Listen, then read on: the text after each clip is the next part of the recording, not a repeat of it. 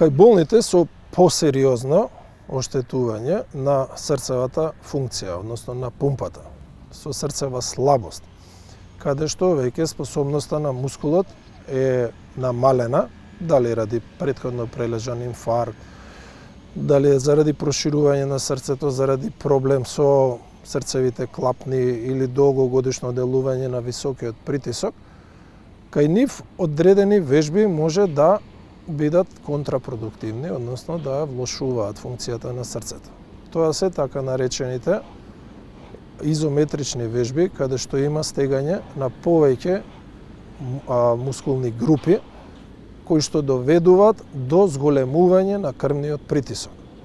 Затоа што при физички вежби, као на пример што се склековите, каде што целата телесна мускулатура е во грч, крвните садови се стегнати, притисокот се зголемува и тоа доведува до оптеретување на срцето преку зголемување на притисоците внатре во срцето.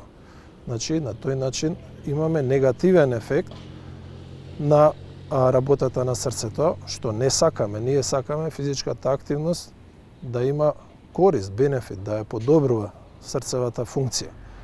Вежби кај што имаме задржување на воздухот, како на пример пливањето.